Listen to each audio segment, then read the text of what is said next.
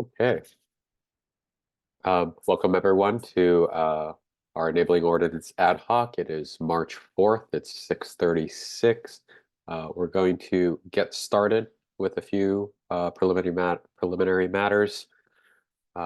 Vice Chair is running a little bit late on her commute, and Chair is feeling under the weather. I think she'll join us when she can.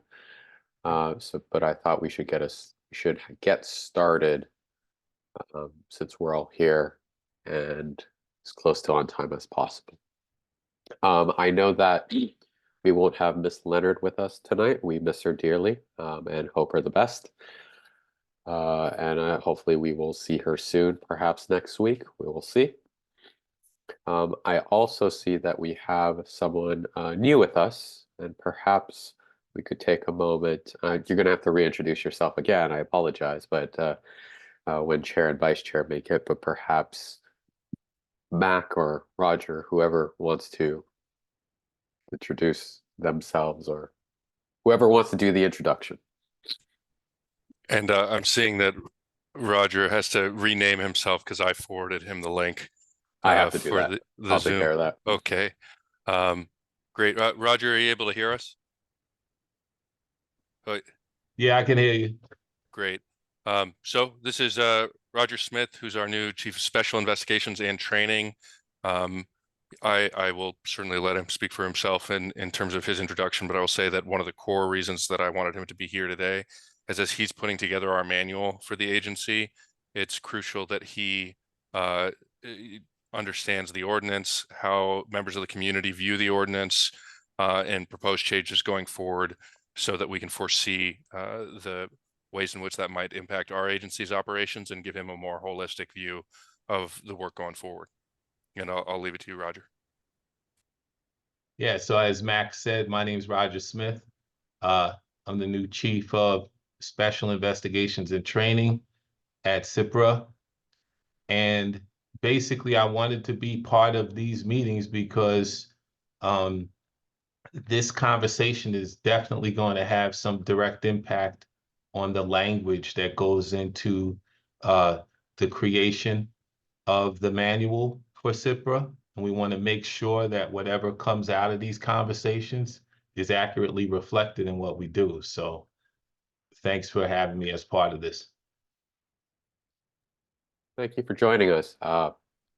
Perhaps we could do a round of introductions, and I can start. My name's Jesse Shea. I'm a commissioner on the Police Commission. I've been on since about 2021. Very nice to meet you.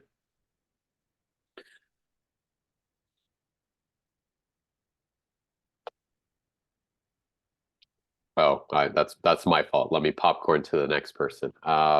Miss Grenache.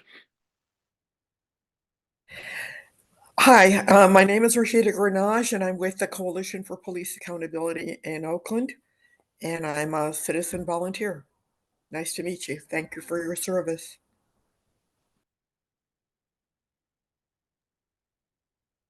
Good evening. My name is Tweety Nguyen. I'm Commission Counsel, and I'll popcorn it over to our IG. Michelle Phillips, Inspector General.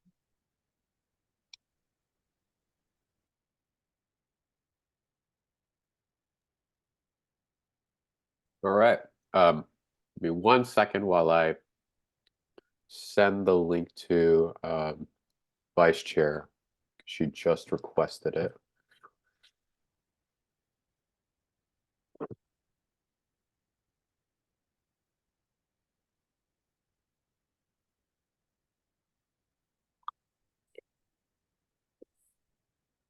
All right, and back to my screen. So to explain what's going on the screen, for the last couple of weeks, we have been working through some of the enabling ordinance ad hoc changes that have been proposed by the City Council. And we have been working off of a PDF document that I have edited very inartfully, highlighted occasionally, and then added notes directly on the page. I felt like that was probably more work than it was worth. And so I decided to put in a little bit of extra work, take all of the municipal code from 2.45 to 2.46, put it into a Word document, excuse me, and then add in all of the changes through that were in the enabling ordinance document, which is what you see in front of you. What you see here are not track changes. They are actually a change in color and strikeout. And I did a lot of that in this document. Hopefully it is now part of the shared drive and shared folder that I created, so that you all can perhaps make comments as we go through this, or I will be entering comments as we go along for a little bit more intuitive system and maybe make it a lot better. And then at some point, when we do start making some suggestions or changes, then we can track changes in this so that it does not look like a crazy document. I will make sure that everyone has this document, or it is up. This is currently in the web app, and it will be updated as our meetings go on. And hopefully take a look at it as we go through, make suggestions. The comments are on the right side, or make changes. I will occasionally save them and have a master copy as part of it. I see that Vice Chair Ordaz has joined us. Good to see you. Okay. Hello. Thank you for all your work on this. Of course. And Vice Chair, we have with us CIPRA's new Chief of Investigations, Roger Smith, who's on the screen. Hello, pleasure to meet you. Welcome. Nice to meet you as well. Thank you. And joining us now is our chair, Chair Peterson. Hi, Chair.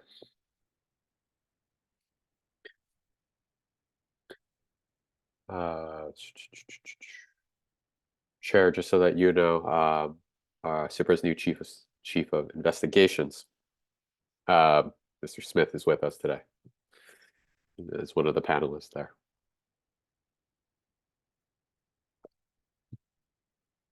Okay, so why don't we jump into it? I know that one of the things I want to start off with is thank you, Ms. Grenache, for sending an email a little bit earlier, talking about a key area of focus to focus on. When we get to that point, I'll ask you to reiterate your thoughts, or I can read the email, whichever way you want to do it.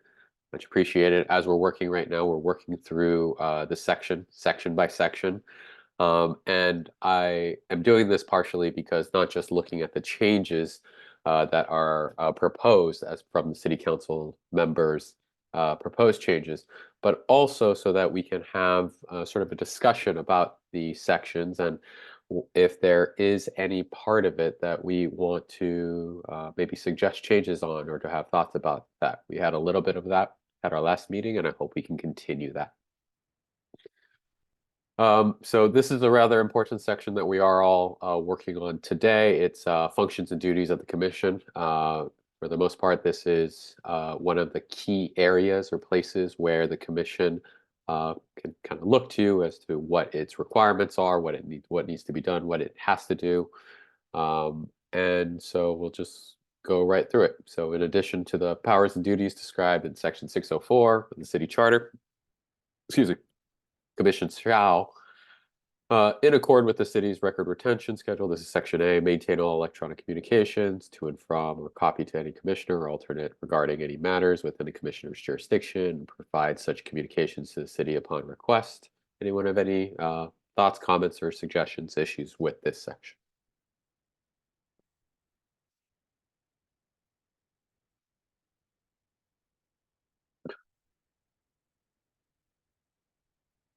Okay. Of course, I may be moving through this really quickly because there's a lot of sections, but if you anybody would like to go back to a section because a thought occurs to them later on, please just speak up or say something so that we do. Section B is maintaining the confidentiality of its business in accord with state and local laws, including without limitation, California Penal Code 832.7 and the Public Records Act. A commissioner's failure to maintain such confidentiality, whether or not intentional, may be considered gross misconduct in office for purposes of City Charter 604C10. Questions, thoughts, comments, issues with this section?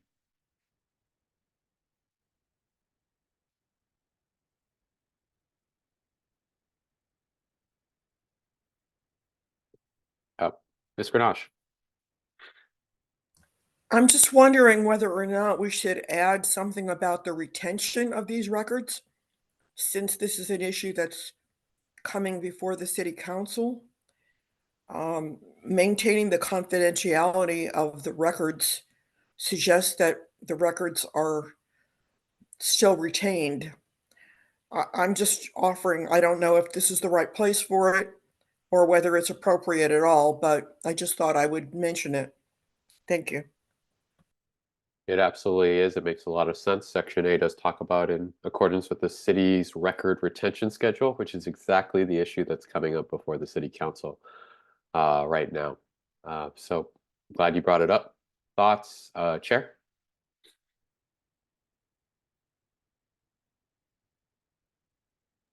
You're on mute if you're speaking, Chair. I just want to say that whatever the issue is regarding retention, I know it has to do with disposing of some records that are very important to the history of the city of Oakland, of course. I think OPD records. And so what can we say other than retention should be exercised with maybe caution or consideration of the vitality of the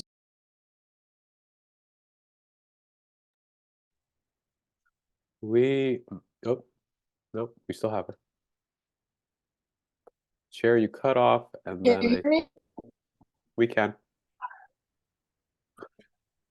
Okay, so I was just Chair, you're a little in and out. We hear some saying and then not. we should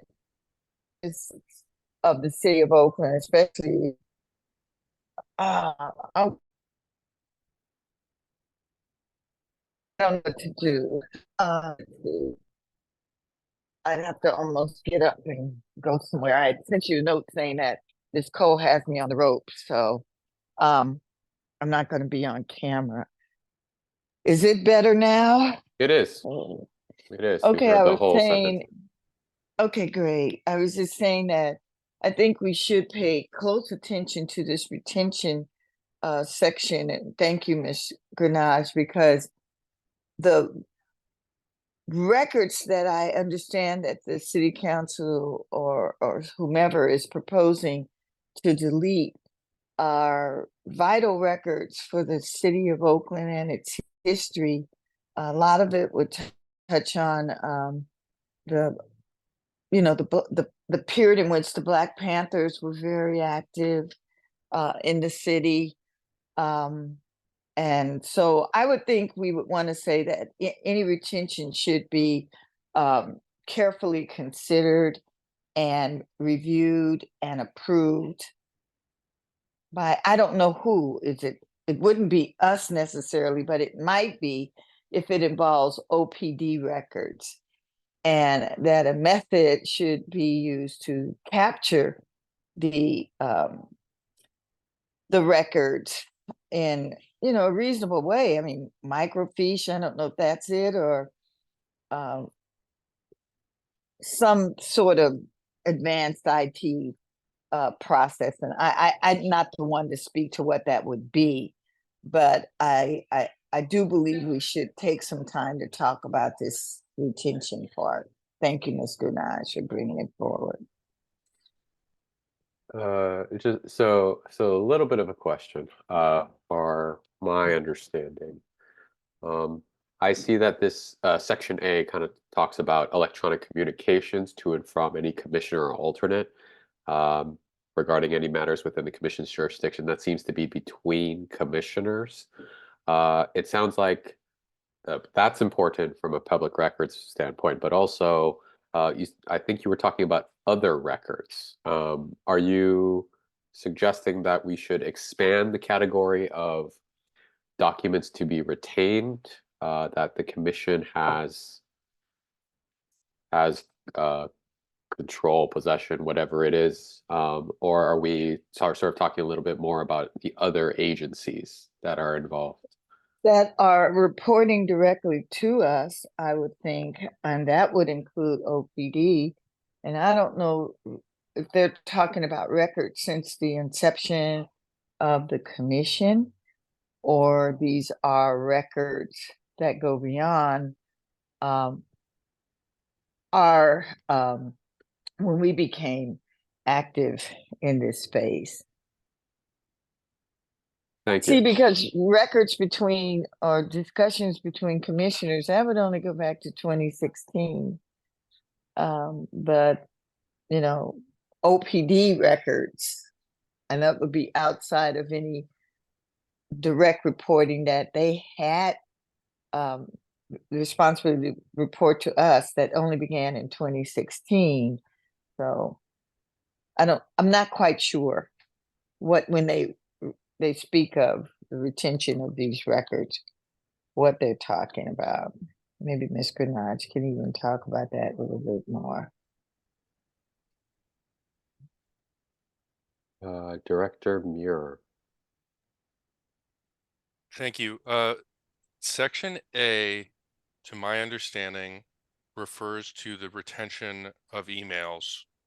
That is a citywide policy, and it is in sum and substance, don't delete your emails. Oh my God. Oh and my. and so that is what Section A would refer to. The more recent records retention policy that has been debated at City Council, or just and will later have proposals related to CPRA and police department records. The background is that the city clerk hired a consultant to revise the city's record retention policy, which hadn't been updated since 2003. The consultant went through each department and figured out what is when could one essentially dispose of records, and made recommendations that tend to be trend toward deleting records sooner, and then creating a policy that is consistent with that. I will note, having just gone through the fine print of that series of recommendations, the city clerk or the city does not have a retention policy specifically for the police commission. So when it says in accord with the city's record retention schedule, these would be for record retention schedules that will apply to all departments. And there is no narrow, here's what the police commission should do.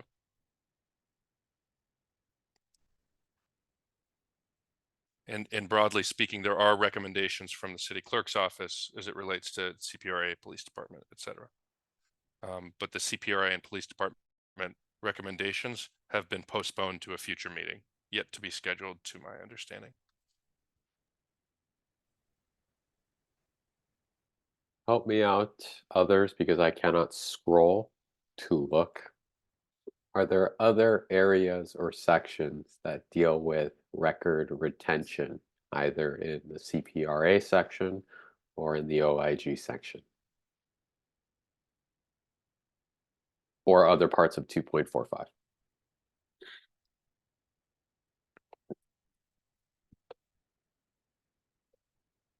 And then my next question after that is going to be, does it need to be explicit in the OMC?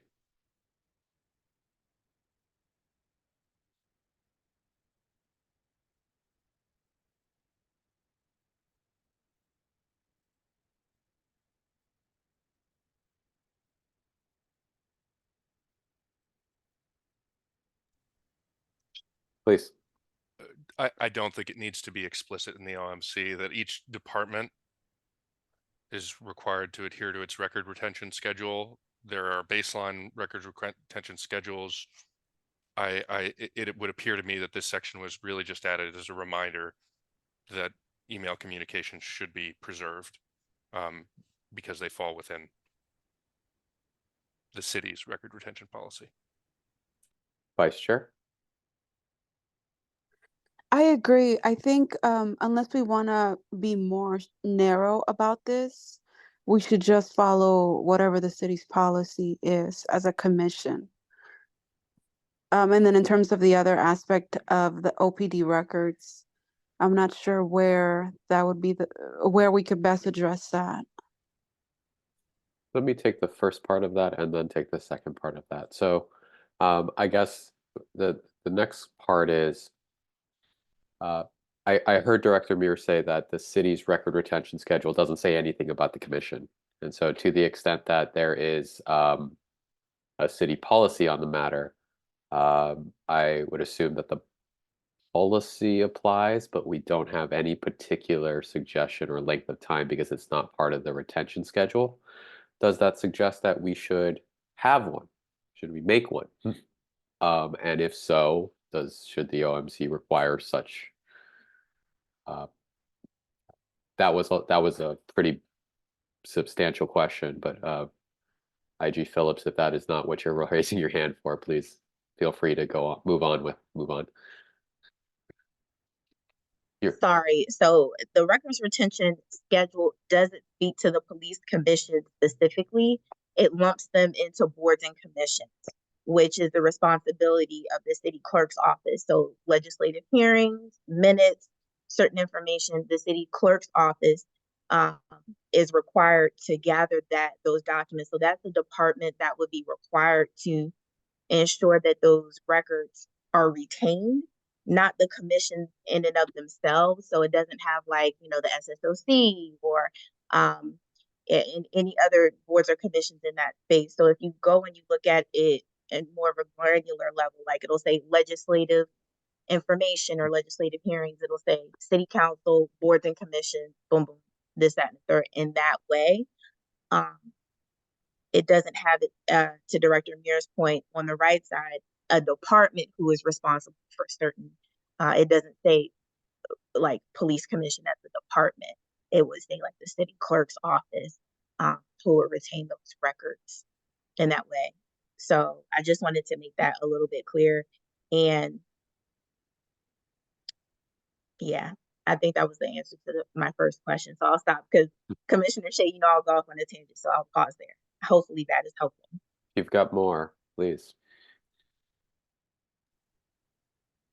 I honestly, my perspective on this is we have to be in alignment with the city schedule, the retention schedule. And I think I don't know if any of the commissioners have it or have looked at it. And if not, I'm sure myself, I don't want to speak for Director Muir, but it's been agendized in the city council agenda. Folks can take a look at it and kind of what the challenges were that Director Muir brought up previously with OPD records.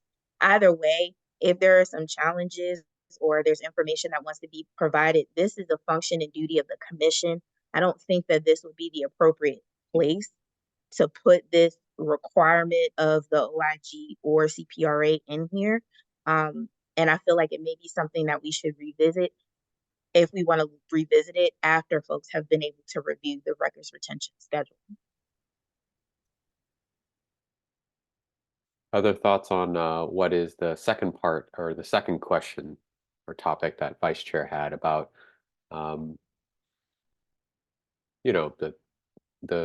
the idea that, these records are important and we want to make sure that the records that are important, especially as it talks about and is a part of Oakland's history, Black history, is maintained, is not destroyed.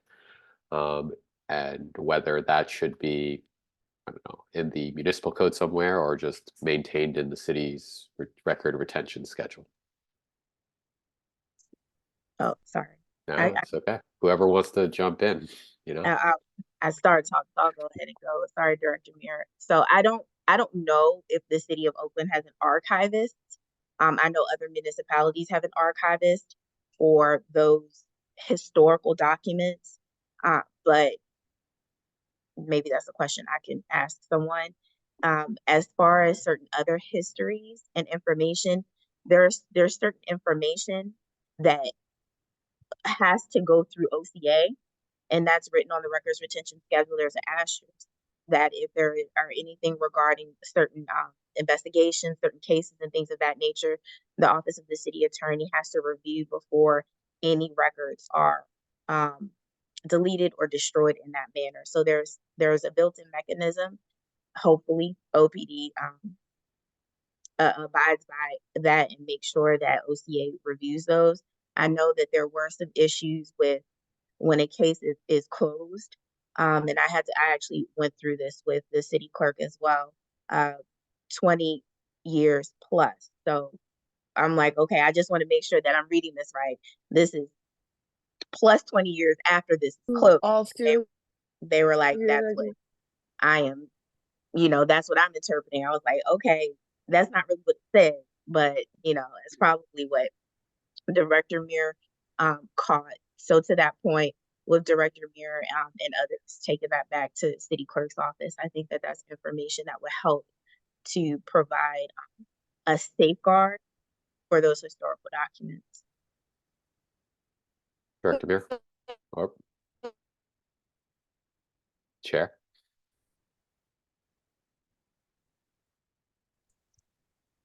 Chair, you're cutting in and out. And again, so my question initially was, what are these records? Are they just the records of the commission's work since 2016? And it's certainly commission emails or emails between the commission and its direct reports, or is this a broader issue about retention in general? I certainly have never reviewed, I'll admit, the city's retention policy, but is this retention effort in this enabling ordinance, in this section of it pertaining to the commission, is that just about us? And we should not be concerned about the larger issue that's before the council. Let me answer that by saying this particular section, section A, yes, it's just about us and it's just about electronic communications. What I'm bringing up as a larger topic, because we are in a situation where we're reviewing the municipal code and looking to see if there are other things that we might want to make changes to, is a conversation about whether or not there are other items for which we do want retention for. And then beyond that, if there are those items that we do want retention for and for some period of time, should that be in the municipal code or should that remain in the city's record retention schedule? Right. So because part of that is because the record retention schedule, a portion of it follows law, right? It'll follow state law, it'll follow local law, municipal code. And so to the extent that the municipal code we have the opportunity to take a look at the municipal code and say, there are some records in the commission or outside. Question about whether those records in the outside should be in this section, but let's just think hypothetically for a second, whether we should enshrine that in the municipal code somehow. And that's the discussion I'm sort of hoping to have. And so to answer your question, yes and. Yes, and essentially. Director Muir. Briefly, on the records retention and IG, when you mentioned the archivist, for example, I will just flag, I'm going to be having some meetings with OPD to try to figure out what the challenges are, why these recommendations were made as is, the logistical hassle, and perhaps see whether there would be room for CPRA to help with the digitization of some of these records. And the records span from, for example, I was advised that there was a pending request to delete tow records from 70 years ago. And I understand the city attorney's office for some categories is required to provide approval for the destruction of records. I will likely be proposing to council that at least the CPRA, but not opposed to other oversight entities being made aware of the requests for deletion. Whether or not we have binding authority on that front, I think we should be notified when those records are being destroyed.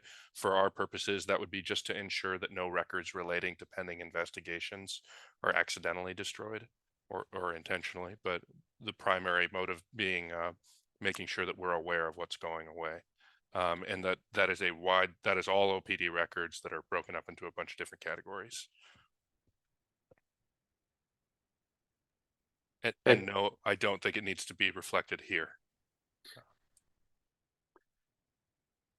Thank you for your thoughts. I'm also seeing a thread going on in the chat talking about submitting a recommendation to the clerk's office and the fact that OPC, CPRA, and OIG were not in existence for the current schedule. Are they in the amended schedule? They are. Okay. Okay.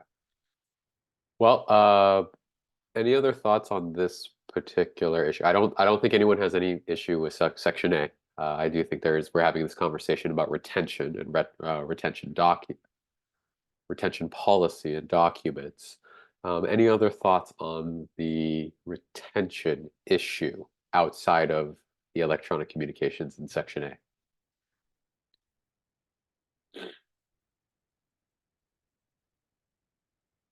Okay. Commission Counsel, I'm going to ask you to flag this or record this as maybe something to think about as we're figuring out and thinking more about it. And as well, we'll make sure to review the city record retention schedule. I read through it once, but I didn't do actually a thought process on whether boards and commissions might cover us and the work that we do. And we'll keep thinking about it and working on it. All right. I think we're on C, Section C, working through it. Let's see. Review and comment on the education and training the department provides its officers regarding the management of job-related stress. Mainly, the first change is just sort of a change that was made earlier in definition, changing sworn employees to officers. But there is a section at the end, an added sentence. The commission shall consider whether such training is adequately funded when it reviews the mayor's proposed budget pursuant to Charter Section 604B7. I think this is just making a call out when we're reviewing the mayor's budget that this is something that we should be thinking about. This is something that we should be asking about, and we should be considering during our budget hearings, specifically around the police department. Questions, thoughts, issues?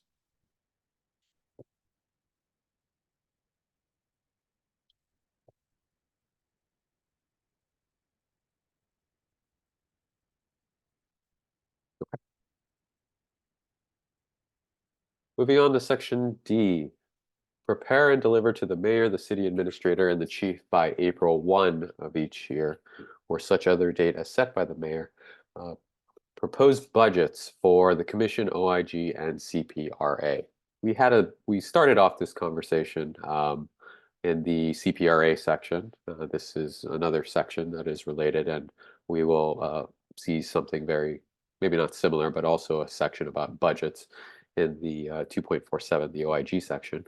This has 3 additional paragraphs beyond the initial discussion about having a proposed budgets that lay out the process by which this works. 1, Inspector General and Attorney Agency Director shall submit proposed budgets for the OIG and CPRA respectively to the Commission for inclusion in the Commission's proposal. Commission's proposal shall be adopted by majority vote in open session after receiving and discuss. This is probably supposed to be discussing recommendations from members of the public. And then once budgeted by the city council, funds in possession shall be subject to the requirements of the charter, municipal code sections, consistent consistent with the IG and or agency director's authority under Charter Section 604E6 to organize and reorganize the OIG and agency, respectively, the commission may not direct or require the transfer, deletion, or other alteration of funds or staff positions that city council ultimately allocates to the OIG and the agency. So I know that we had a small discussion about dates and what might work, and sort of talking about sort of the difference between submitting budgets as well as opposed to submitting priorities and the timeline for that. I'm going to put that aside for now, and just focus on the language that's here. Any thoughts, comments, questions, issues with this, what is proposed here?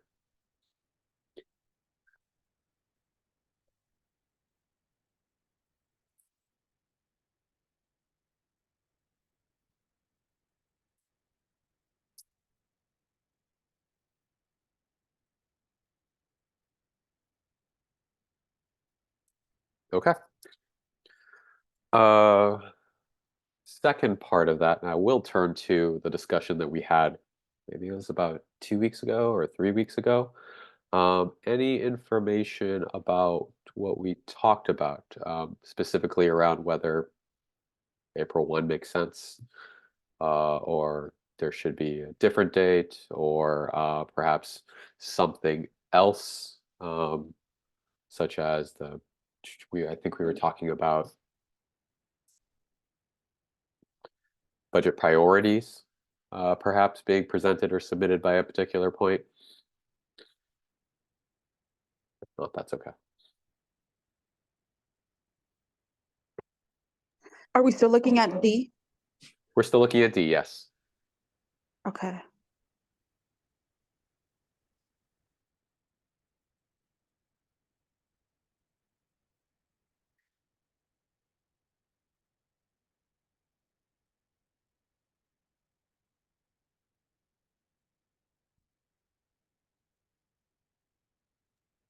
So I'm sorry, Commissioner Shea. One thing I will say is whatever is decided, it just needs to be consistent in all sections.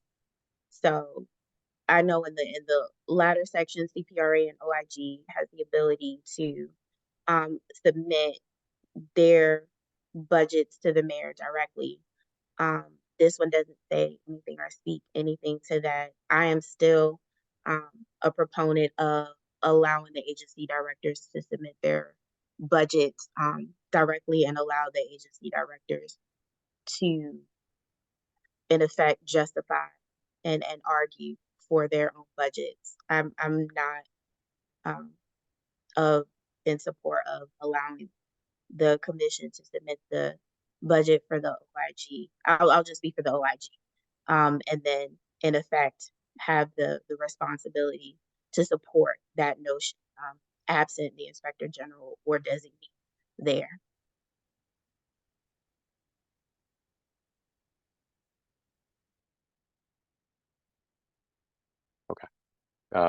Thoughts? I definitely take your note about making sure that these section and the two sections in 2.46 and 2.47 are internally consistent. I think that if it's in 2.46 and in 2.47, those are the sections that kind of talk about the CPRA and the OIG and their respective duties, powers, and authority to do so. Are you suggesting that it should be in this particular section? I am, just kind of to make it clear, because it speaks to the OIG and CPRA budget in this section. So it in one where it says to the commission to include in the commission's proposed budget. So in these other sections, it says that the OIG and the CPRA have the ability also to present the budget as well, singularly as department to the mayor for consideration. So if a commissioner is only looking at 2.45 for their functions and duties, it doesn't say anything regarding the other agency directors or the agency director, the agency director and the inspector general having the option or the ability to submit their budget. Thank you. Let's see. Let me start taking commands. Vice Chair. Thank you. In lieu of the Inspector General's comments, I wonder if it makes sense to focus on the priorities, because I do think it's important for there to be alignment between whatever is submitted by, whether that's the agency, the OIG, and the commission as well, and even OPD. Although I still have questions about how much, influence we have in that budget itself. So I do think it's important for there to be alignment. So I do think it's important for there to be co-development of priorities, or just a conversation with the police commission around what each department, for lack of a better term, will be focused on, and how it will align and move the priorities forward of the commission.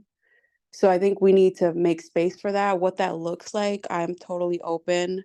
Does it make sense for what we have in D1? Maybe, I don't know. But I do want to make sure that there is a conversation and alignment between the commission and all of the agencies that we're tasked with overseeing.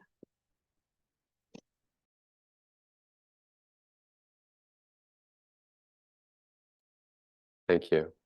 Director Muir.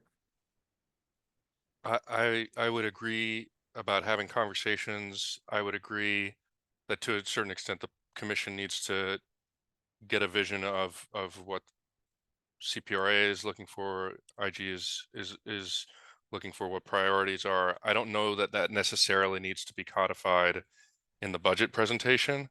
And I would agree with the IG. My fear at any point would be that as two department directors, the IG and I are battling for slices of a pie that's fixed, and the two, right, and that the CPRA should have no power to throw out an elbow and say you're going to have one less performance auditor at the agency that does oversight of it, for example, and that there is great value in us independently presenting budgets for the purpose of our specific roles, in the same sense that if I want an outreach person, the IG shouldn't say you should have a performance auditor instead, or that should be a conversation with us in the city council, ultimately, in the same way that the city council might be saying it's, that, or somebody given traffic tickets, that it's a broader conversation. So I that's point one. And then point two,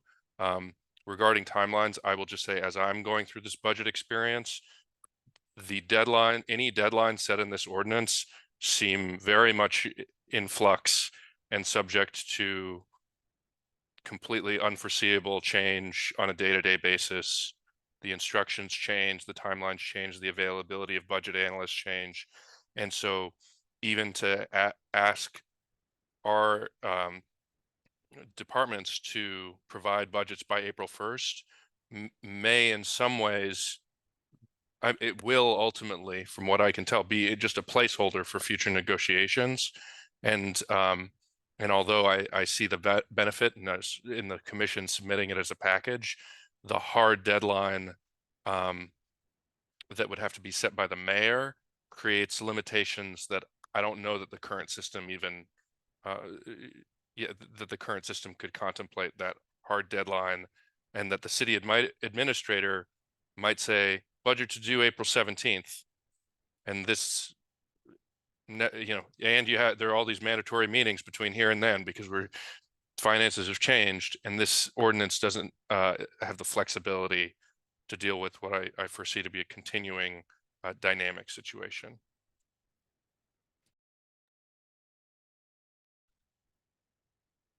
Let me just take a moment and take the two parts of what you just described.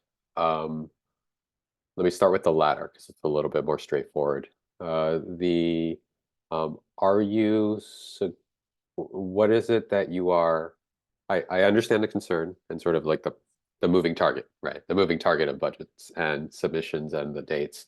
What is it about this particular section and the related sections in 2.46 and 2.47 Sorry, what I'm hearing is a concern about the April 1st date, right? Is that the concern, or is it something else? That is the concern. Okay. That although even if the ultimate recommendation is that these are submitted together, the specific date seems hard to predict. And unless I'm mistaken, and I know IG's gone through this process before, that everyone here has more experience with me in that aspect of it, the timelines, but it sure seems variable. I suspect that none of us here had any say in the changing of this from April 15th to April 1. But I don't know for sure. Does anybody know or have any information about that? Okay, then IG. No, but I think it may just be helpful to put general language that says maybe in alignment with the budgetary schedule or timeline. So during that year, if it changes, because I'll tell you, this is my third budget, and every year the timeline changes every year. So that just may be helpful, and budget will send out a timeline document. You know, let's do this day, let's do this day, once they provide it. And I think that just may be helpful to ensure that CPRA, OIG, and OPC are in alignment, get what we need done. But to have an arbitrary day that quite frankly can change and will change is not helpful, because we can provide a budget document or high level information April the 1st, and then come May the 1st, it's totally different and changes. As my suggestion. Thank you. Director Muir. I strongly agree, and in saying something to the effect of, in accordance with the city administrator's proposed budget timeline, that the police commission shall deliver. We'll capture the spirit.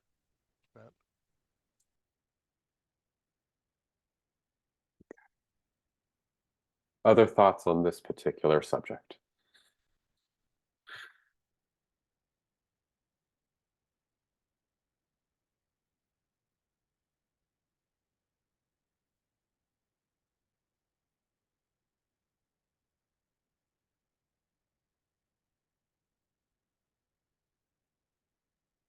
Okay.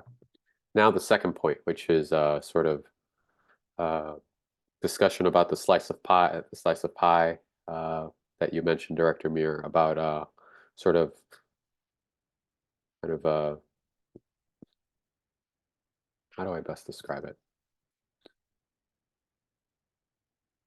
Being in an awkward position to sort of trying to get money from the same pie between you and the agency that's auditing you. And sort of being able to make the argument specifically to the mayor and then the city council about what it is that you're asking for, or what is it that you're hoping that your budget will have. Said that very poorly, but just sort of recapping. I guess my question is, why isn't that forum also the commission? That's not a challenge in any way. I just I just wonder about that. Yeah. Well, all I'm saying is that structurally, if there is a moment where the commission is saying, what is our alignment? We're working with one pie of dollars. And when the council is saying, how much do we prioritize police oversight? They're looking at the commission budget and the IG's budget, CPRA budget. There's all good things that are reflective of the city's values, but it's part of the city pie. And so it's just a matter of the perspective of the forum, not necessarily like a interagency competition is the framing that I meant to describe, and how I see it as I zoom out. IG. So I'll go ahead and jump in here as well. The way that the police commission's budget is, and I said this before, is if we look at it, Director Mayor and myself, it says Police Commission, which includes OIG and CPRA. So if the Police Commission needs to decrease their budget by $5 million, that is the Police Commission, the CPRA, and the OIG, which means, to Director Mears' point, we're going to have to fight and figure out who is going to and not. And there is where that lack of alignment is, because our Director Muir and CPRA and OIG statutory requirements are very different. Even though we're all a part of oversight, there is no overlap. It is very clear that he has investigations. It's very clear that the OIG has audits and monitoring, and that includes monitoring and essentially auditing and evaluating policies, procedures, investigations of both OPD and CPRA. So if we have to go in and we're like, okay, let's all sit down, because this happened my first year.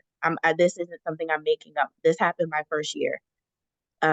Myself and the former CPRA director and the chair at the time sat down and said, okay, what do we all want? We have to rank who gets what. And I'm like, well, I don't have anything.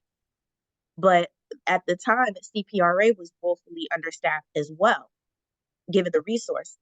So now we have to sit here and kind of penny pinch and chicken pinch, whereas though if we're talking about the general fund is just that, the general fund. CPRA, go, if you can justify the resources that you need, you should have the ability to do so. OIG, Police Commission, and the same. I'm really curious about alignment, and I know the vice chair has her hand up, and I would like to hear a little bit more about that. What do you mean by alignment? But that's my thought as well. I'm definitely right there with Director Mayor. Vice Chair. Thanks. I think the point around the limited funds is clear to me. That makes sense. I wonder if there's an opportunity within the city of Oakland for them to separate our budgets where, you all have access to more resources, because I do think that's important. We're not all equal in terms of the work. You guys are, you all are the experts, and you need the staffing, the resources. I'm clear about that. So one is the question is there an opportunity to advocate? I don't know about this, mid-cycle budget, but during the actual budget process, to advocate to the city, whether it's the city administrator or the budget office, to make that distinction that internally, the OIG and the CPRA are or should be treated like departments if you're not already. That's one thing. The next thing, back to priorities and alignment. We had a retreat this Sunday, and I know we didn't get into the specifics of what is it that we want to do or achieve as a commission, but that will that will happen in the next few months. And I think it's important for the commission to be in alignment with what we envision that will happen with, each of the agencies, and that's reflected when, the resources are allocated. So I think we're in different conversations all the time. And in order for us to all be successful in our work and our task and our mandate, we need to be in conversations about what is important and have alignment in that way. And I think the specifics of what that means, I trust that you all will figure that out. But the conversation about what is it that we want to achieve together, because we are an entity externally. So those are the nuances that I think we need to think through in order for us to have actual impact if we're working in alignment, as a team, as a group. IG. So I'll start with what you said as far as alignment goes. Totally agree with you. I think that's probably for another forum, not the municipal code. I have been advocating, and I know that that's something that is very important to you as well, Vice Chair. So definitely agree. First point, I have been advocating for this bifurcation since I got And I have written several memos, and I don't know if I shared the last, I know I shared it with the former chair, and there was no appetite to do that because it is a challenge in so many different arenas. Director Mir and I have challenges with HR because of this. We have challenges with our budget because of this. I mean, even our SPOC, they're like, the police commission can only have one SPOC. I'm like, the police commission does. CPRA has one, the OIG has one, but then they see us as this one lumped entity. So to answer your question, yes, I have formally requested from both finance and the city administrator for this bifurcation of this organizational structure to be broken up because it impedes our abilities. At least mine, I'll speak for the OIG. It impedes the OIG's ability to move in the way that it needs to in several different areas within the city.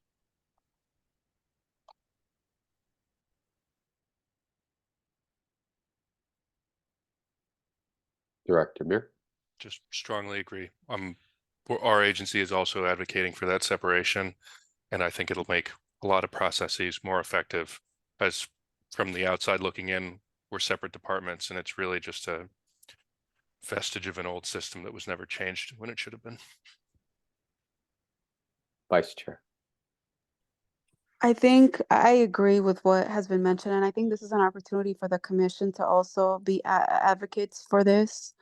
Because again, as we think about what does post NSA look like, we need to make sure that these two departments have everything that they need to really be successful in that. And the city needs to be helpful in that. So I think we should just put a pin on that. I don't know if we're gonna, again, solve that here, but Chair, I know we want to meet with the city administrator, but maybe this is also, we can add it to our agenda to talk to him about and understand what needs to happen to move on that front. But back to to what we're here to do, are we saying that we're going, like, what are we amending? Are we, yeah, I'll pause there. What are we focused on? So Section D seems to be actually a continuation of the former regime, but more clearly lays out some of these processes.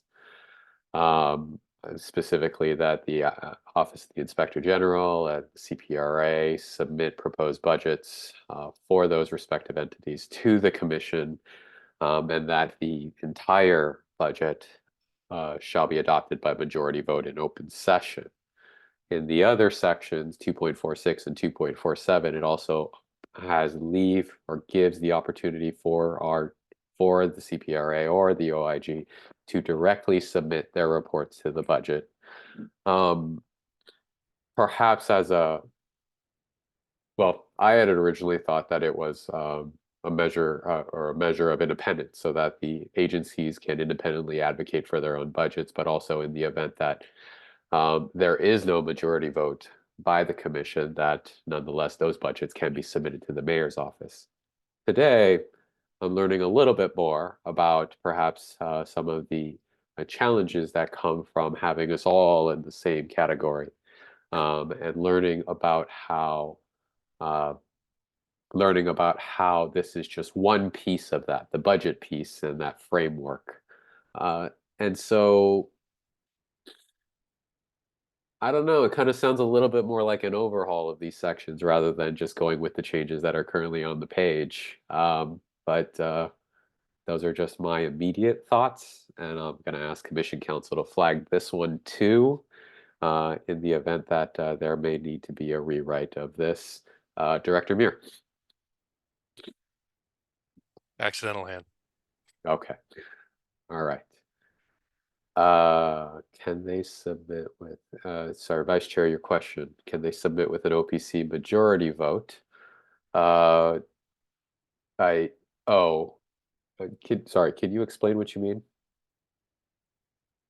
Yeah, I'm wondering if we can, or we should think about amending number 1 to still giving the leaders of those departments the agency to move forward on their budgets and advocate and do whatever they need to do internally, but with sort of the review and approval of the commission. And I think having a forum or sort of forcing these two bodies to come together to talk about the budget in a public session ensures that there's alignment or more alignment as opposed to not, you know, if there wasn't an opportunity for that discussion.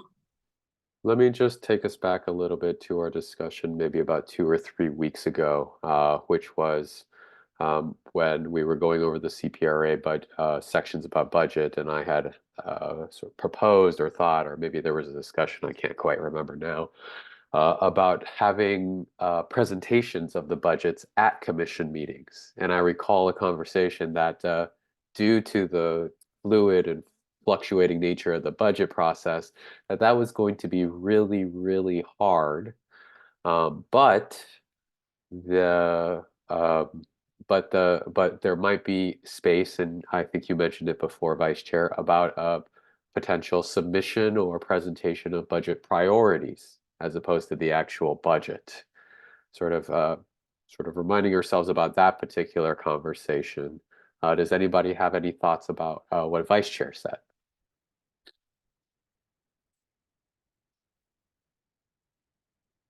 I recall the conversation about sort of wanting to make sure that there is a discussion and openness about what the agency and the OIG's priorities might be in the coming year. To have that as a replacement to the actual like presentation on budgets, because might be right up to the line to get to it. Thoughts?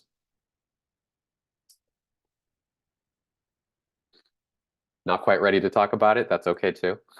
Not quite ready to talk about it? That's okay too. Perhaps as we get through this budget cycle and maybe take some lessons from it, we can sort of start talking about it.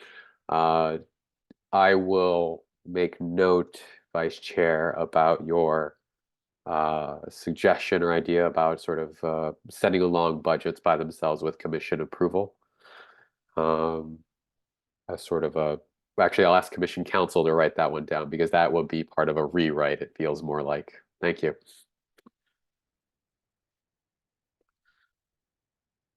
Okay. Sorry, I actually just want to check in. Did I shut that down or on accident, or do we think we should sort of carry on with Vice Chair's question or thoughts?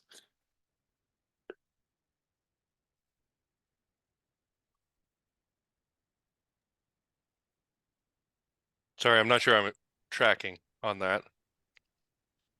Vice Chair, do you mind helping us out a little bit more? What was it that you were proposing? I thought there was an issue with number one. And maybe I misunderstood. Are we all in agreement with number one? Because what I was suggesting was sort of to replace that or to amend that. But if everyone's fine with it, that's fine with me. I won't speak, of course, for the IG's office. I would say that options include the Inspector General and the agency director shall submit proposed budgets for the OIG and CPRA, period. And I think that that's perhaps one of the potential routes. And then the question is, when you say having the commission vote to approve the budget, my only concern would be when I look at the charter, that may infringe on that if there's a vote approving it, that may in substance be the commission directing us regarding the transfer, deletion, or other alteration of funds as laid out in section 3. So I think there's some limitation on the vote process. But I'm not familiar with that section 3. Is that, oh, here? On the Sorry. page, yeah. yeah, so okay. it says, yeah, the commission may not direct or require the transfer, deletion, or alteration of funds or staff positions that city council ultimately allocates. But I think in the spirit of this, I mean, we have the authority under the charter to organize and reorganize the agencies, and that having a vote could prompt, I guess, unless a vote is just a green light. A vote against might prompt essentially violations of our authority as department directors.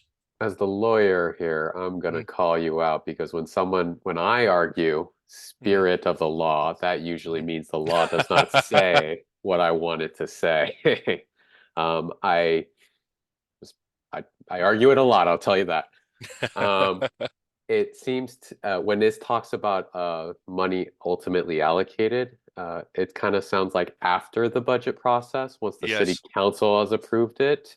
And I think what vice chair is talking about is voting on those proposed budgets before that process. Yes. Does that sound about right?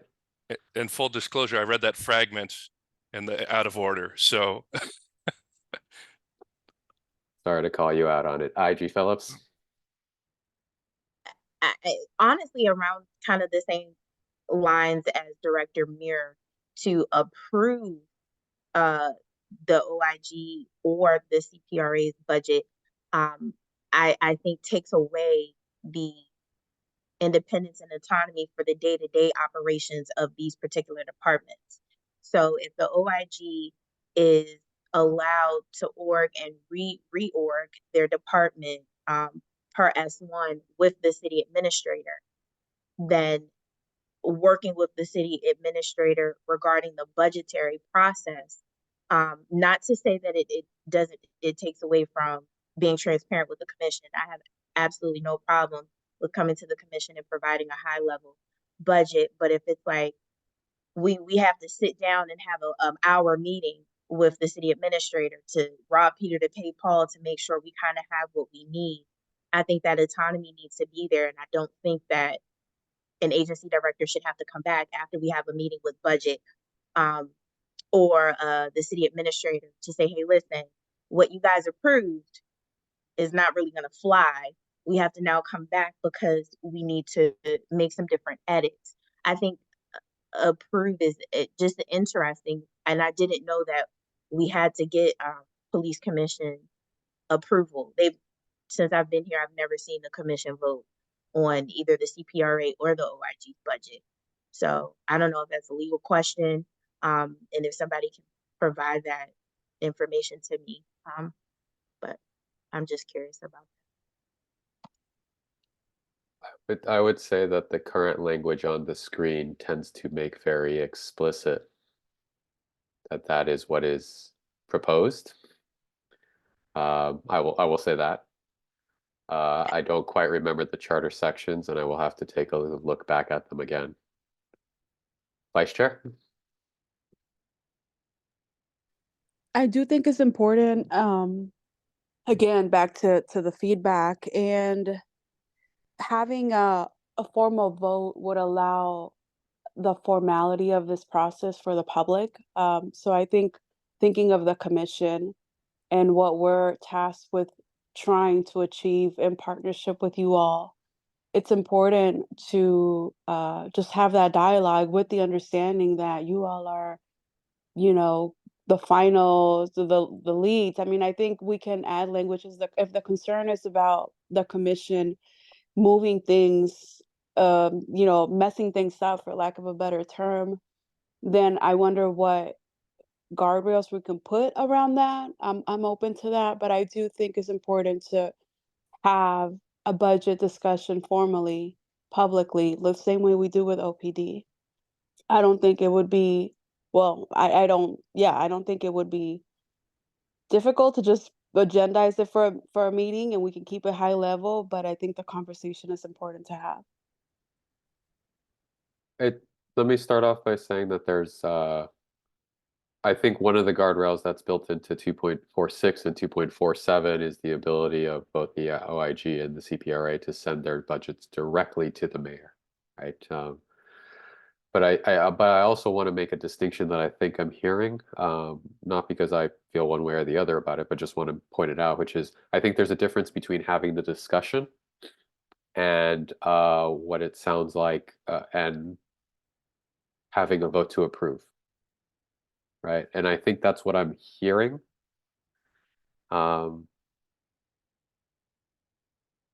I think that's what I'm hearing. Director Muir? Not just that, there's having a discussion, there's a vote to improve, and having it in the ordinance as a requirement. I think that of course, right, when I give my presentations or if I'm asked to speak to this as an agendized item, that makes sense.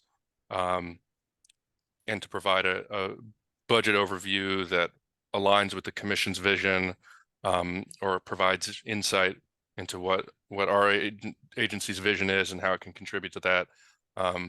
But I think the legal requirement is its own standard, as opposed to it being a policy of the current commission. Vice Chair? I appreciate you, Mr. Ad Hoc Chair, making that distinction around what we're talking about. If having the budget up for approval seems like it's too much and you all don't agree with that, that's fine. But I do want to make sure that there is a discussion and a conversation about it. What I am not in support of is having each of our agencies going directly to the mayor without talking to us first. So I'm open and flexible in how we make that happen. But that's really where I'm coming from.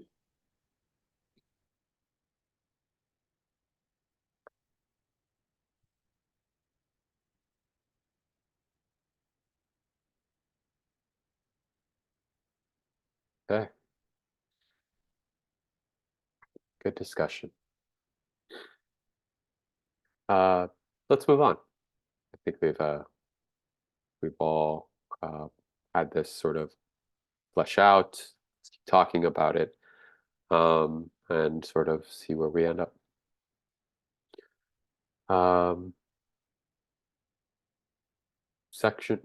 Sorry, Vice Chair, your hand was up. I missed that. Was that something new? Something you wanna No, that say? was an old hand. Thank you. Thank you.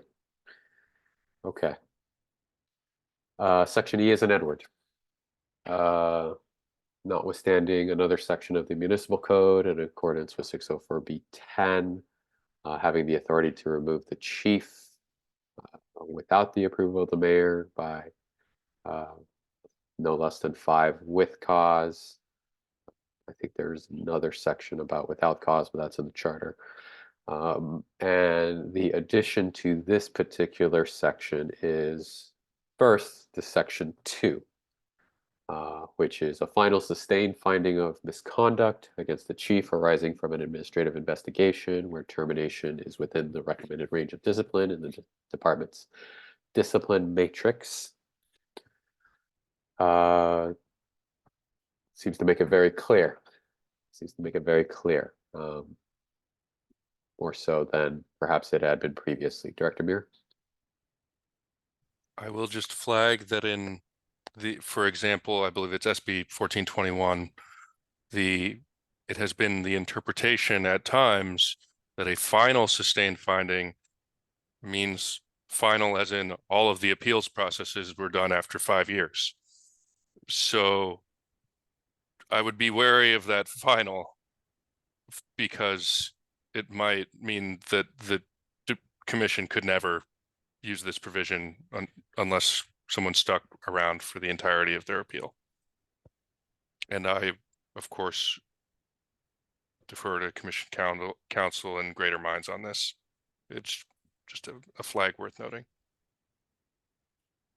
It's a good flag.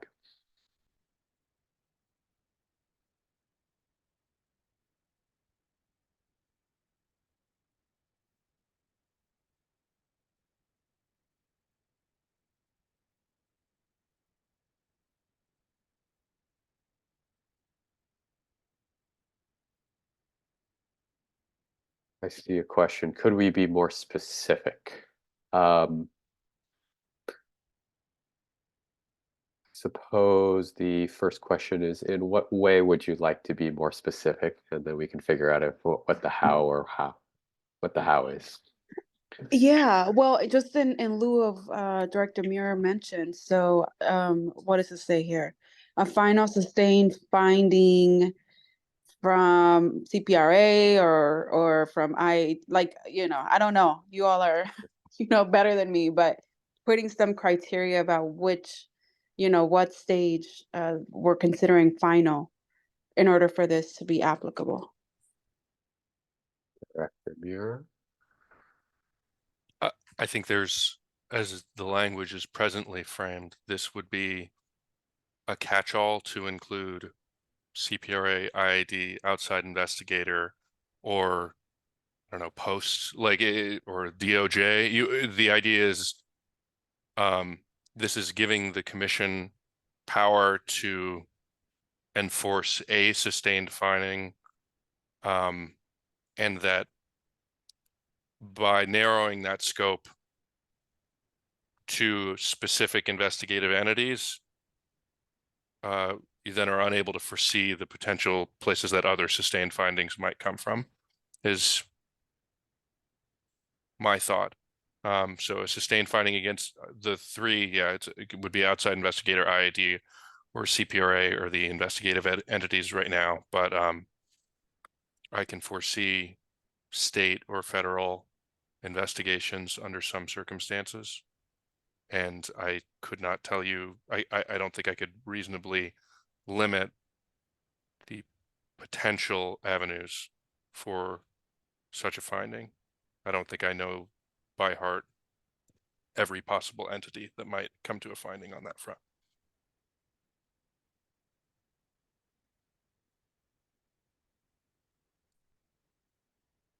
Is it better vague then? So I think, and Director Mayor, I'm sorry, Commissioner Shea, may I? Don't, no, please stop asking permission.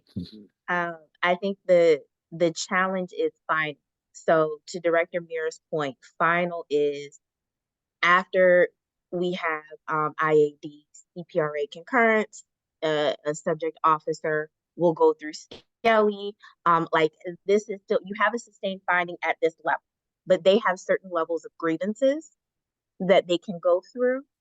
Whereas though, I don't like what Skelly said. Okay, now I might want to go to a step 3 grievance. I might want to go through arbitration, and this could span out so that afterwards we have a final, like there's no more of, for lack of a better word, appeals processes, right? So there may be an officer who, and we've seen this beforehand in some of the news articles, an officer could sit at home for a year and a half, while they have a recommended termination, but they have utilized their appeals process and is now going to Skelly, right? So this officer is sitting at home on paid leave while they're going through their process. So this isn't a final. You have a recommended discipline, and then they go through. And I do see Ms. Rashida hands up, so I can definitely refer to her. But there's, like, when we say final, that kind of means something. And what does that mean in this instance?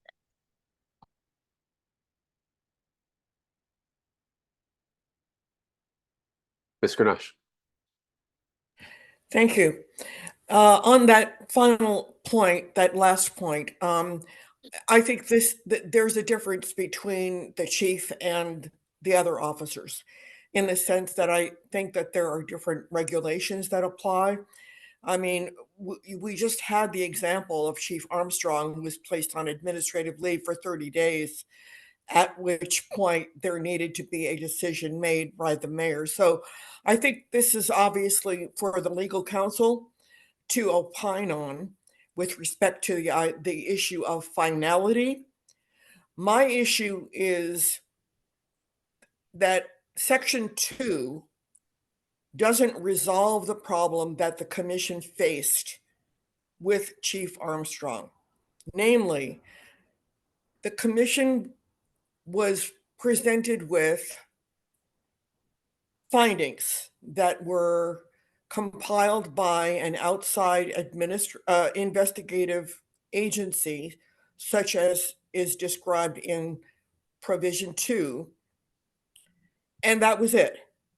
And the commission had no independent means available by which to adjudicate. And in other words, there was no way for the commission to either trust the findings or not, or to shed doubt on them. And clearly, we've seen from the retired judge, whose opinion was sought by former Chief Armstrong, that she had some questions about the findings. I think even Jim Channon had some questions about some of the findings, but the commission had no basis upon which to either affirm them or not affirm them.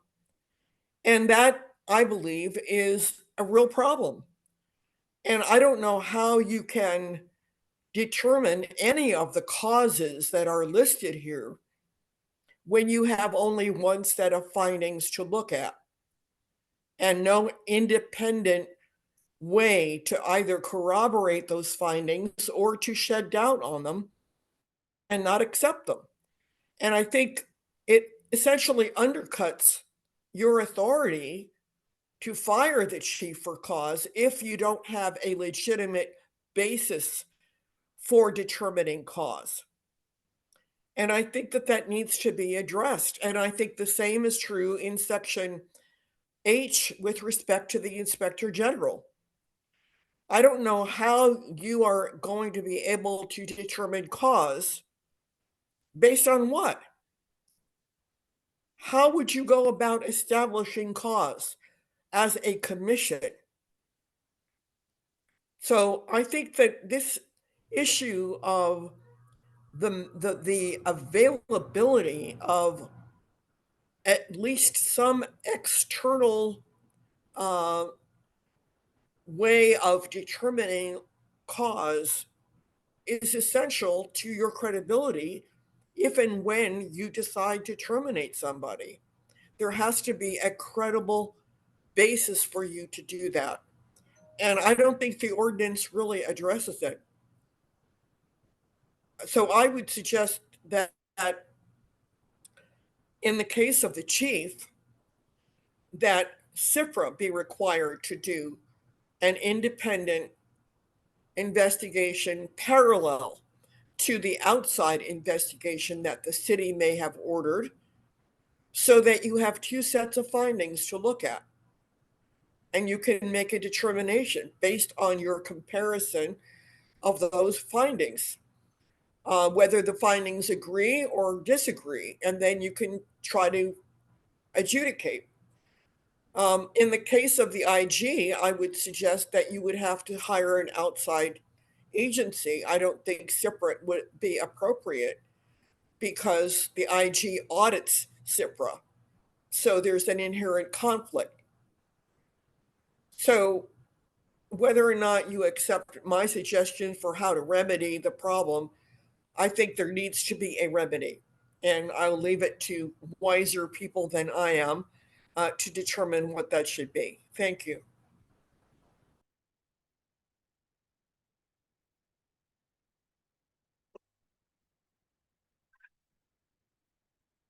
Thank you. And thank you for jumping in exactly on this particular point. I think you bring up a lot of different issues and a lot of structural issues that luckily we have 30 minutes to talk about at the moment. So I hear a couple of things. I hear a question of, well, how does the commission make this determination in section E as to what cause is?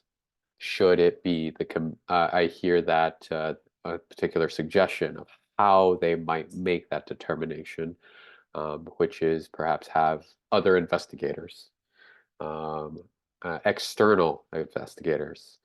I think that is one suggestion. I think when I think back to what we tried to do for the former chief was we tried to set up a discipline committee.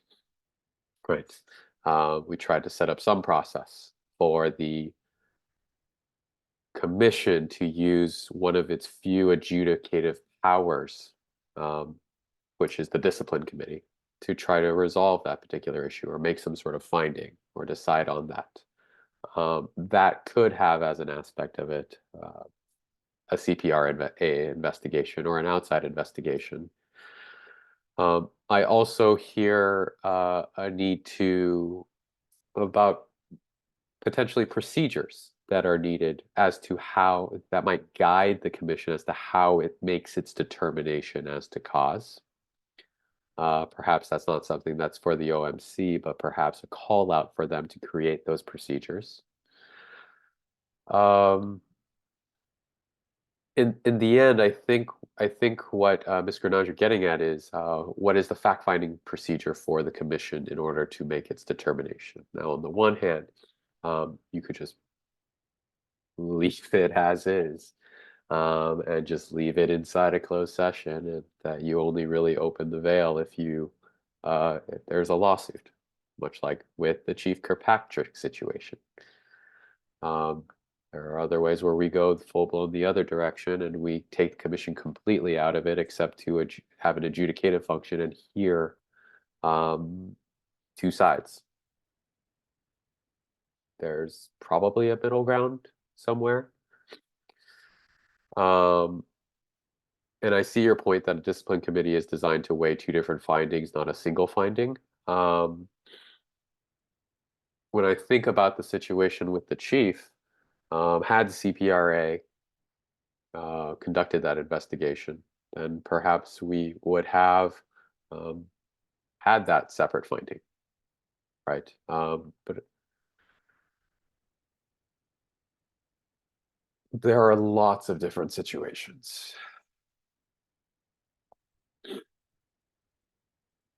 There are many ways to address it with what we have in front of us today versus, sorry, there are many ways to address it. Some of it could be in what we have in front of us today. Some of it could be later procedures. Some of it could be something completely different. I'm hoping to hear what other people's thoughts are. Vice Chair, I saw your hand. Yeah, well, I agree with Rashida. I do think it's important to make that, one, I thank you for making that clarity for us, for giving us that clarity. I do think we should add that to the OMC because I suspect the commission will likely be in a similar position in the future. So how do we walk them through what they should be doing based on what we learned with what we just went through? So I completely support with adding that an investigation, a parallel investigation must be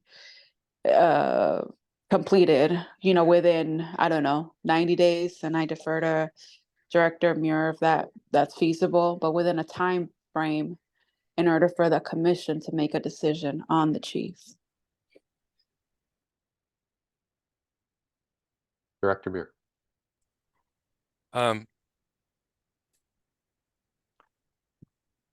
So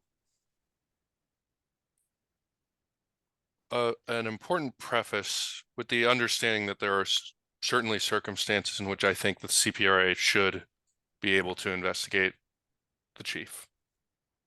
The functions of our agency rely on some logistical coordination with the police department. Naturally, officers come in to be interviewed, we adjudicate discipline. The chief and I have to agree on findings and discipline in cases, or are asked to, and generally we do. And without some level of discretion as to whether or not CPRA would have an investigation that we conducted internally, whether we hired an outside investigator under some circumstances, or whether or not, and I see, or some discretion on what allegations we would investigate, I could see this being burdensome and not necessarily fruitful. And by that, I mean, is any allegation, as it presently is proposed, would this be any allegation? Any allegation where the range of discipline is in the department, is termination in the department's matrix? Because refusal to take a complaint is termination, if I remember correctly. I mean, there's a lot of there are administrative duties where the range could go to termination, violation of the CLETS system, for example, where I would want to absolutely, anytime there's an allegation against the chief, I would want our agency to be aware, but I would, understanding that any instance of that is a dynamic situation, I would want our agency to have discretion as to how we handled it, and not simply say to our investigator, hey, drop everything you're doing, including presumably important cases, and you're investigating the chief for the next 90 days. And be able to assess whether that's feasible, and whether it's responsible given the specific circumstances of the allegations. And I'm seeing we're talking about the causes enumerated in this section. Can we, so with that said, does that mean that we're investigating if the chief if there is a result as a result of alcoholism or drug addiction? Is the CPRA investigating that, or is unable to perform their duties?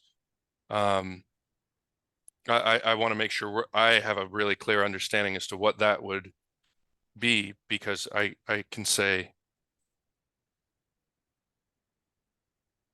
I'd want more clarity. So let me start off by saying this is a particular suggestion, and this particular suggestion, I think, assumes, although not necessarily, but I think it assumes that one of the enumerated causes in section E, 1 through 10, are the causes that are at issue here. And I think what's being suggested is that in the event of something that is in 1 through 10, if the commission, in learning about this information in 1 through 10, finds some need to conduct their own investigation or wants to find more, that it might direct the CPRA to do so. Although, tell me if I'm wrong. That's what I'm hearing, or that's what I kind of am piecing together. And we use the example of Armstrong as a example because that was an outside investigator where there was a sustained finding of misconduct, for which CPRA did not investigate, but the commission had questions about what was going on and perhaps may have, if the CP had the authority to ask the CPRA to be a part of it, to ask them to do so.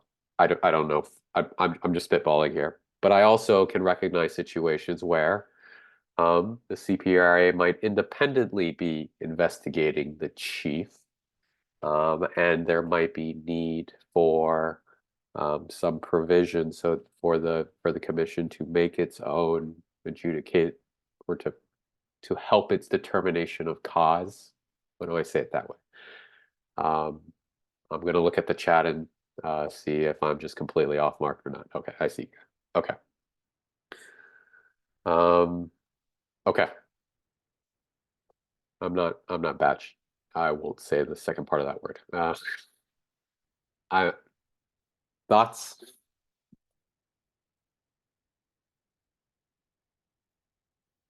I think this discussion spawned from number 2. I think this discussion spawned from number 2, but I think that it could apply to other things, right?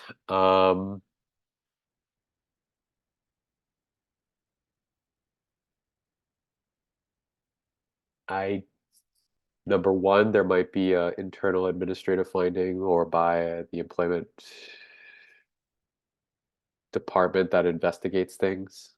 Not IAD, but like the city department. Number 3 kind of sounds like would come about for either internal affairs or CPRA's own investigation. Number 4 sounds like some paper with some stamps on it from a court, but may involve asking for additional information beyond the circumstances that are laid out in a record of conviction.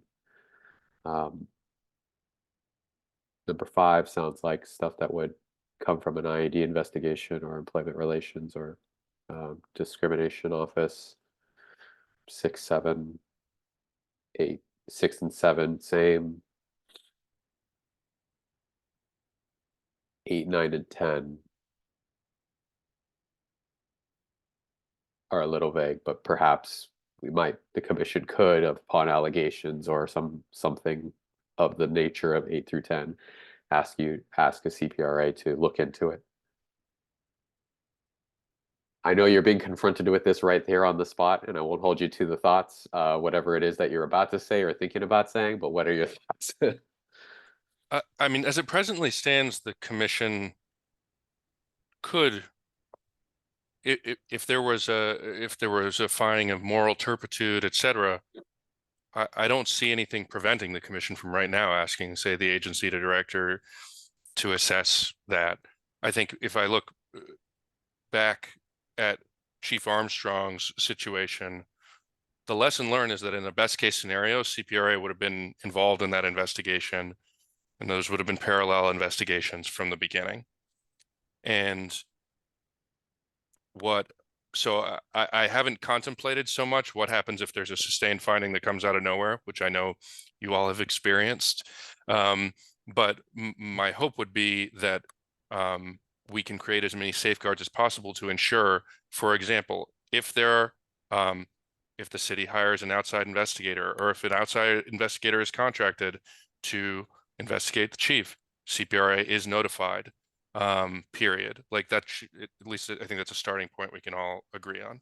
And then beyond that, my argument would be that there's some level of assessment to be done by us as to next steps, because I don't know what the allegations are. And I'm seeing from Ms. Grenache, the trigger for Armstrong came from the monitor. What happens after the NSA no longer exists? So the city contracts outside investigators. And I'm certain that we could build in a mechanism by which there are just automatically parallel investigations. I'll leave it at that for the moment. Let me just take a small chair privilege to make an observation, which is, yes, we could direct you. I think what you're saying is the best case scenario is where both you and probably the commission are notified as soon as possible and have those safeguards probably in the OMC so that notification occurs, especially M.0, M4 notifications occur, so that the commission has the opportunity to direct you at the soonest possible occasion.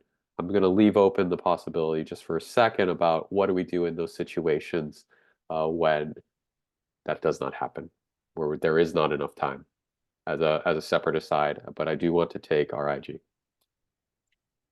Thanks, Chair. So I think to your point, M4.1 notifications usually have the names of those individuals who have been a part of that alleged criminal activity. And if there are some procedural issues to just automatically trigger that, if you see the chief's name, whomever the chief may be, come across your screen with that notification.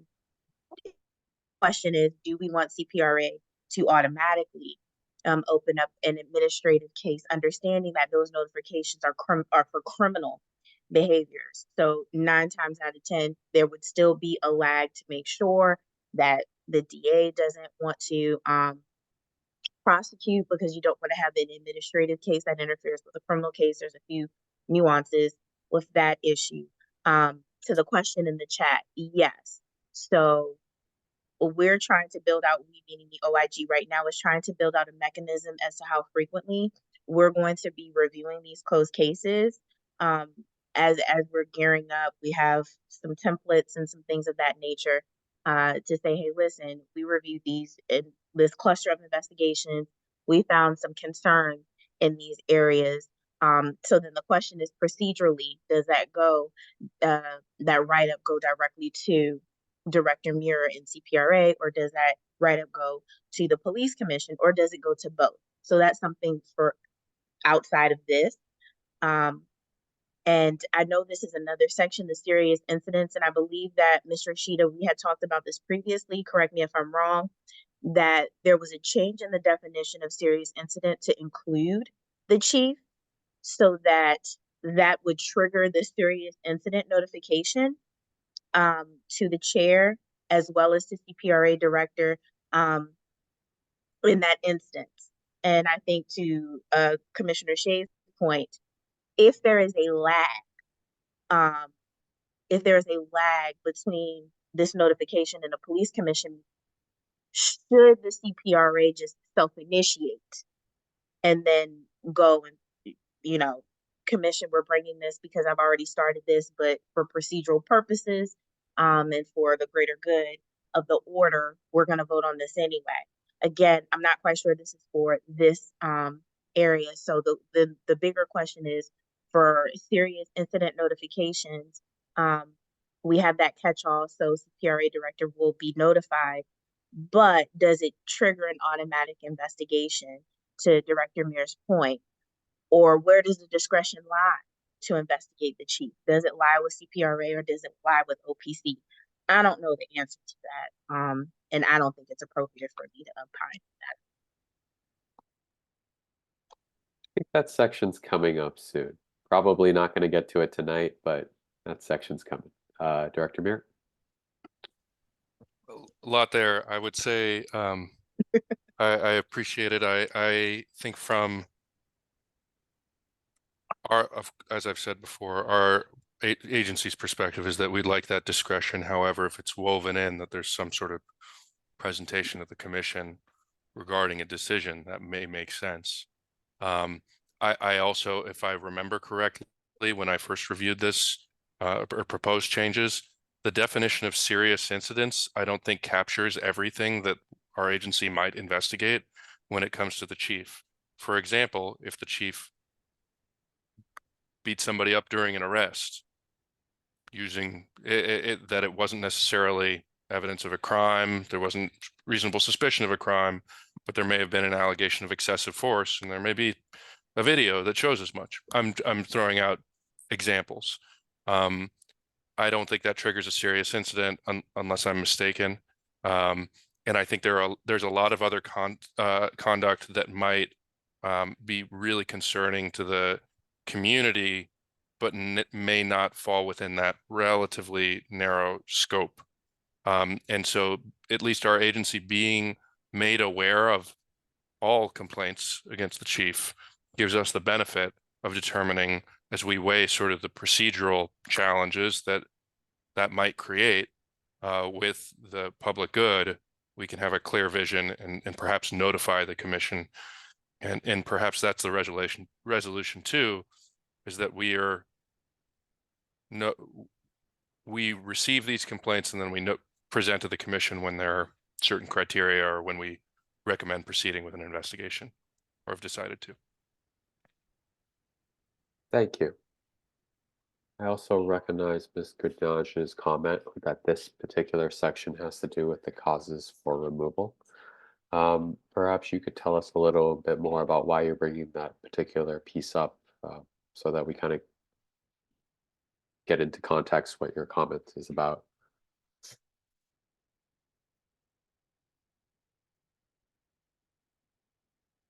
If you want to.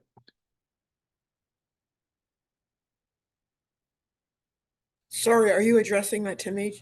Yes, I'm sorry. You put into the chat, but this section has to do with causes for removal. Was Right. that in response, or can you tell us a little bit more Right, about in what you mean? response to Matt's scenario that he just offered. I'm just wanting to kind of distinguish between the definition for serious incidents and the causes for removal. I'm not sure that they are the same, and if they're not the same, then what we're talking about in this particular section specifically has to do with the causes for removal. Thank you. I agree with that. I also know that our examination of this particular section, I think expanded a little bit outside of just what the causes of removal are, but also the manner in which we might adjudicate or make findings about those causes of removal, as well as talking a little bit about how we might, since we were referencing the last Chief Armstrong situation, how we might avoid that. Take your point. Perhaps we can find a place in later sections. Sorry. Well, I suppose that let me just ask the question. To the extent that we have an additional process built in for helping the commission to find or make these findings of cause, again, is it one, I'm hearing an appetite for it to be in the OMC. Is it in this section? Is it in a different section? Is it a new section? Is it a call out to make those procedures? What are we looking at here specifically for Section E?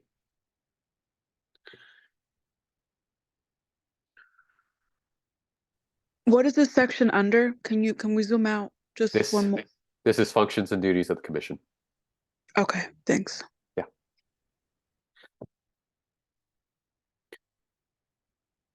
IG Phillips.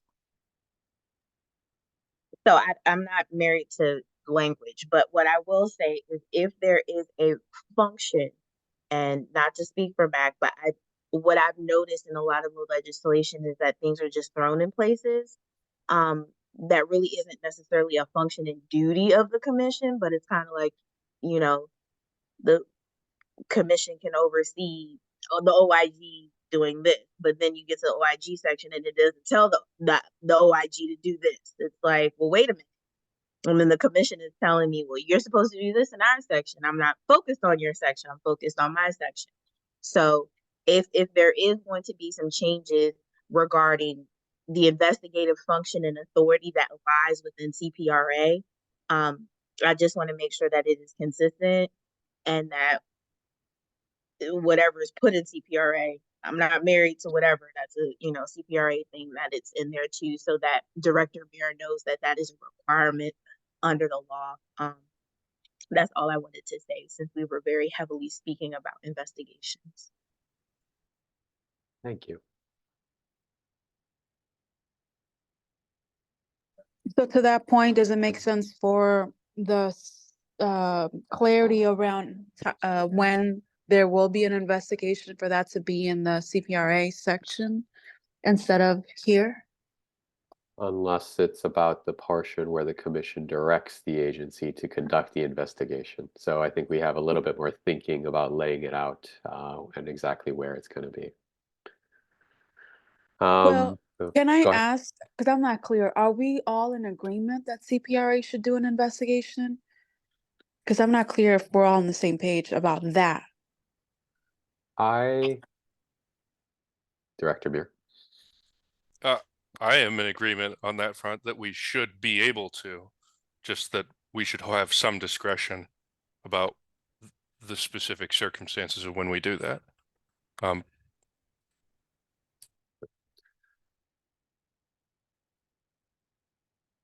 And I am wondering about a few things. Number one, situations where perhaps CPRA cannot investigate.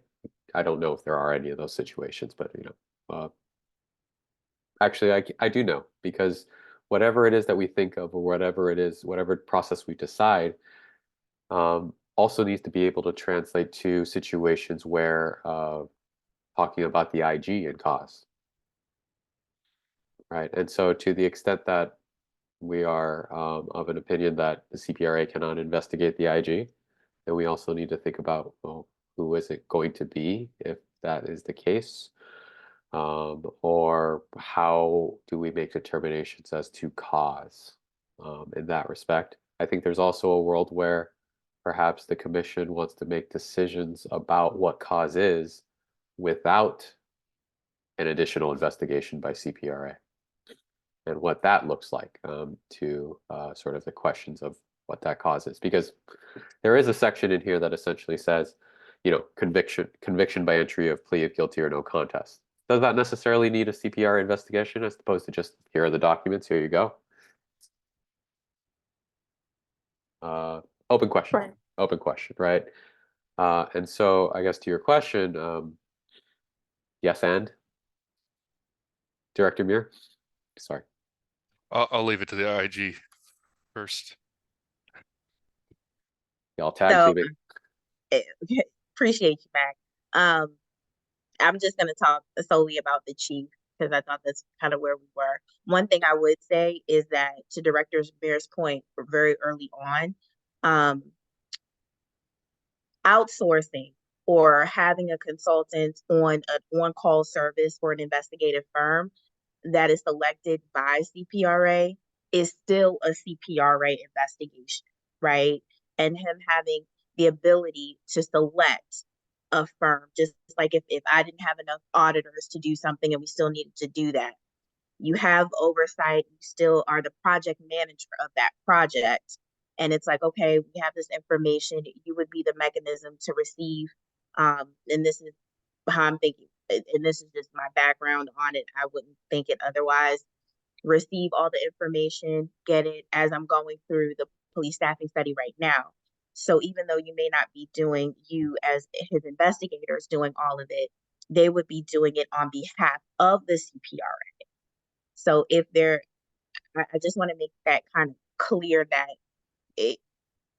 it would still be a CPRA investigation, so to speak, in that way, versus, oh, we have this outside, nobody, no.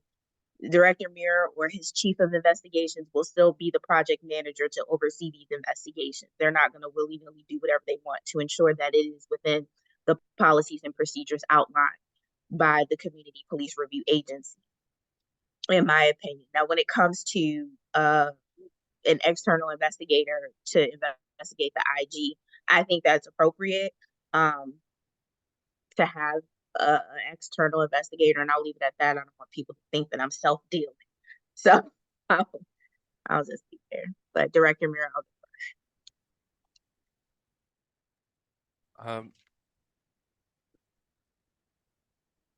Yeah, I would hope, and I maybe that wasn't what was said. I would just hope that whatever the causes here are listed are unique to the chief, and that they don't need to be relayed to anything else. Like, as the agency that might be doing the investigation, I would ask that this just be about what does a chief of police need to do in Oakland, and that I have no say in the IG's section, but that this ensures that we have a just process for this. And Roger did just message me just in adding to the discretion. There is, of course, and as we try to see unforeseen situations, circumstances in which an interaction with the CPRA is the grounds for the investigation. We want to just foresee that there may be situations in which we truly cannot conduct that investigation. And I will leave it at that for the moment.